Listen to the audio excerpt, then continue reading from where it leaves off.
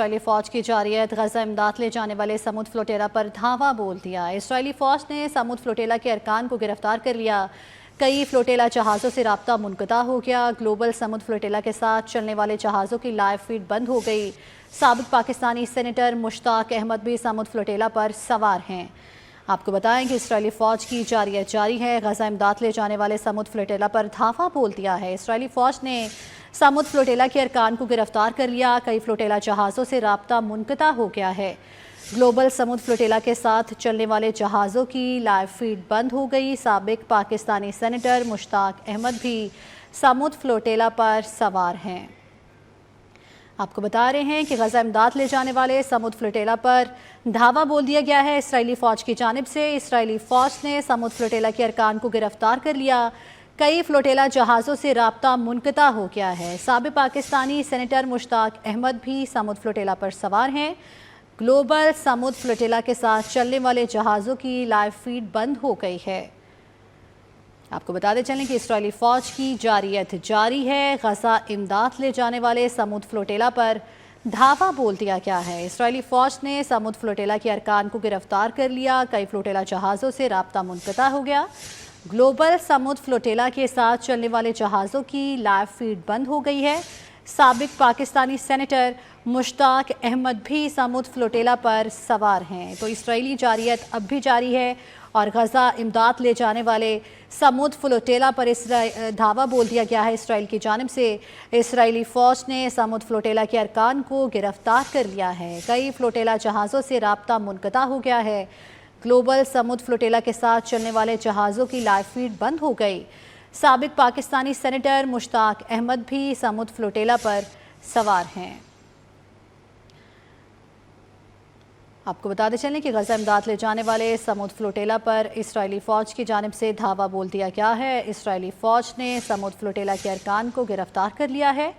کئی فلوٹیلا جہازوں سے رابطہ منقطع ہو گیا ہے۔ گلوبل سمود فلوٹیلا کے ساتھ چلنے والے جہازوں کی لائیو فیڈ بند ہو گئی۔ سابق پاکستانی سینیٹر مشتاق احمد بھی سمود فلوٹیلا پر سوار ہیں۔ آپ کو بتا رہے ہیں کہ اسرائیلی فوج کی جانب سے جو ہے وہ جارحیت جاری ہے اور غزہ امداد لے جانے والے سمود فلوٹیلا پر اسرائیلی فوج کی جانب سے دھاوا بول دیا گیا ہے۔ اسرائیلی فوج نے سمود فلوٹیلا کے ارکان کو گرفتار کر لیا ہے۔ کئی فلوٹیلا جہازوں سے رابطہ منقطع ہو گیا۔ گلوبل سمود فلوٹیلا کے ساتھ چلنے والے جہازوں کی لائیو فیڈ بند ہو گئی۔ سابق پاکستانی سینیٹر مشتاق احمد بھی سمود فلوٹیلا پر سوار ہیں۔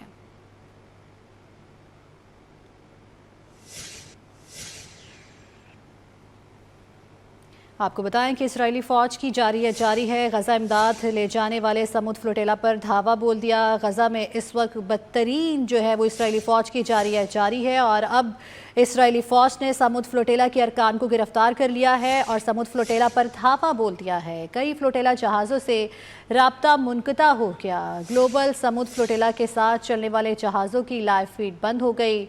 سابق پاکستانی سینیٹر مشتاق احمد بھی سمود فلوٹیلا پر سوار ہیں۔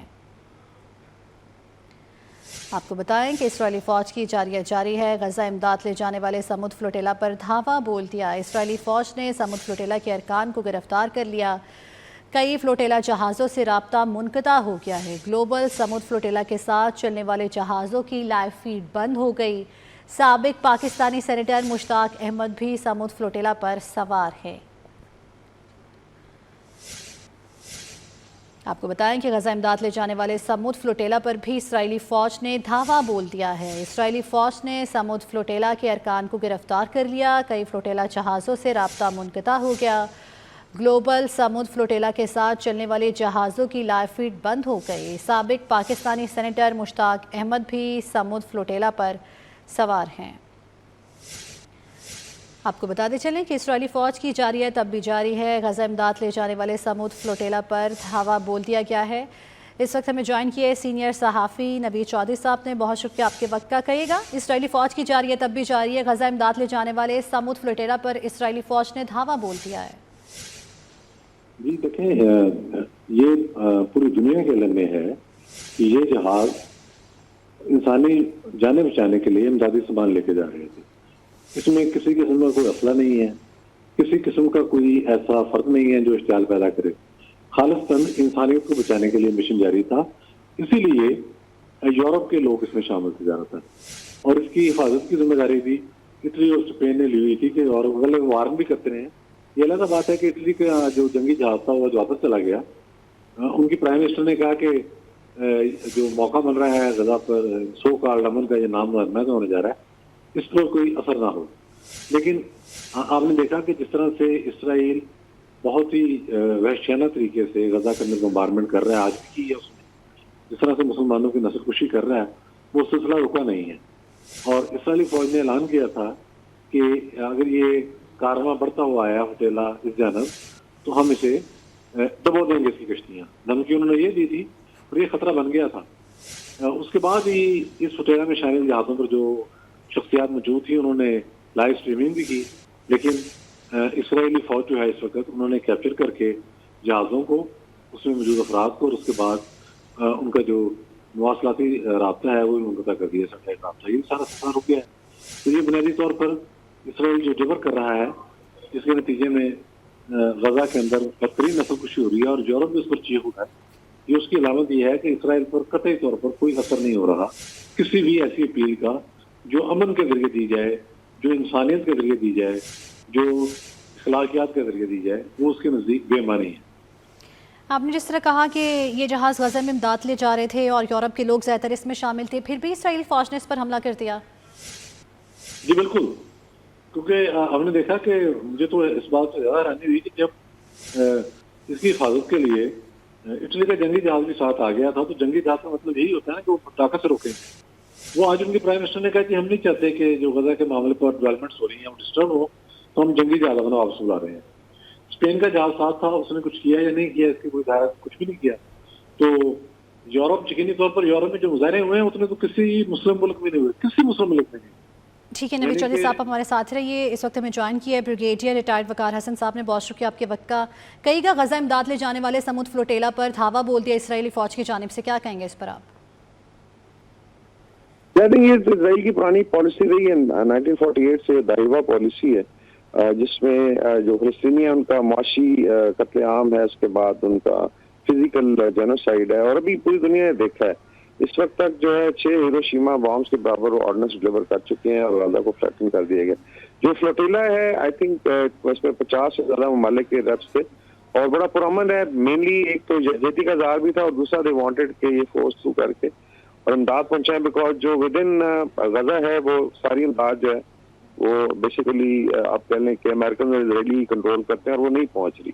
स्टारवेशन है बच्चों की, उसमें आपने देखी है तस्वीरें, even I think water shortages हैं, प्यास से लोग शहीद हो रहे हैं। तो ये आई थिंक एक इंटरनेशनल कम्युनिटी की एफर्ट भी थी और इज़हार यकजहती भी था, और उसमें शायद डॉक्टर्स भी हैं, बाकी ह्यूमन राइट्स एक्टिविस्ट हैं, पाकिस्तान से आई थिंक सेनेटर मुश्ताक हैं। तो ये आई थिंक बड़ा अफसोसनाक है। पहले भी एक दफ़ा आई थिंक टर्की से फ्लोटिला गया था, उसके दरमियान में भी कुछ एफर्ट्स हुई हैं, तो हमेशा जो है इजराइल ने इंटरनेशनल कम्युनिटी को डिफाई किया है। तो ये बड़ी अफसोसनाक सिचुएशन है, स्पेशली जब पीस प्रोसेस की बात हो रही है, तो इसमें आई थिंक इजराइल को अलाउ करना चाहिए।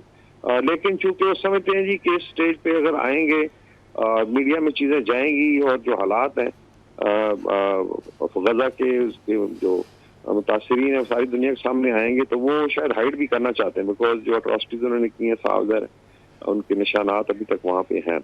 तो लेकिन हमारी ये दुआ है कि ये एक तो कोई फिजिकल हार्म ना हो, क्योंकि हमारे अपने लोग भी हैं उसमें, फिर बाकी ह्यूमन राइट्स के ग्रुप्स हैं, और दूसरा ये है कि international community should now pressurise, अगर पीस की तरफ जाना तो as a goodwill justice Israel को इनको रिहा भी करना चाहिए और इसकी जो भी लेके जा रहे हैं उसकी आई थिंक तफसील को यकीनी बनाना चाहिए। लेकिन उम्मीद नहीं है, बिकॉज वहाँ पे एक फाशिस्ट रजीम है, ज़ायनिस्ट रजीम है, जिस तरह भारत में मोदी साहब की सरकार है, तो इनसे कोई बैद नहीं है कि ये लोग इस चीज़ को डिसअलाउ करेंगे। जिस तरह आपने कहा कि पीस प्रोसेस की बात भी चल रही है और फिर भी इसराइली फ़ौज की जा रही है, तो इसको आप किस तरह देख रहे हैं कि एक तरफ अमन की बात भी की जा रही है लेकिन दूसरी तरफ ये चीज़ें अभी तक चलती जा रही हैं, इसको कंट्रोल नहीं किया जा रहा? जी बिल्कुल, ये दोनों चीज़ें बेसिकली तो पैरेलल ही चल रही हैं। देखें इसमें एक कॉन्वॉय पहले एक बाय रोड भी आया था जो कि ट्यूनिस और अलजायर से होता है, फिर मिस्र के बॉर्डर पे उसको रोक दिया गया था, और ये आई थिंक 5-6 महीने पहले की बात है। कुछ बाय एयर जो है आई थिंक चाइनीज ने डिलीवर की थी, और बाकी सारा कंट्रोल बाय यूएस और इजराइल है। جو پیس پروسیس ہے وہ تو بالکل ایک پیرل چیز ہے، وہ ایک طرح سے خوش آئندہ ہے کہ چلیں فلسطینیوں کی جو مزریز ہیں اس میں کمی آئے گی، اور آہستہ آہستہ جو ہے تو اس کے کافی سارے سٹیپس ہیں، اس میں ڈیملٹائزیشن ہے، پھر اسرائیلی فورسز نکلنا ہے، اس کے بعد جو ہے پھر international peace keeping force most probably Islamic world سے ڈپلوائے ہوگی، اور پھر ڈیولپمنٹ ہے اور جو وار آن غزہ ہے اس کو دوبارہ جو ہے اسلامک کنڈیشن کو بحال کرنا ہے، لیکن صاف ظاہر اس میں بڑا ٹائم لگے گا، ابھی تو صرف اس کے کنٹور سامنے آئے ہیں، لیکن اسرائیل کو چاہیے تھا کہ گڈ ول جسچر کے طور پہ یہ سٹیپ جو ہے لیتا اور ان کو ٹھیک allow ہے، کرتا۔ اسرائیلی کی جو ہٹ درمی ہے وہ ابھی جاری ہے۔ بریگیڈیئر ریٹائرڈ وقار حسن آپ ہمارے ساتھ موجود تھے، سینئر صحافی نوید چودھری آپ کا بھی بہت شکریہ اپنا قیمتی وقت 24 نیوز کو دینے کے لیے۔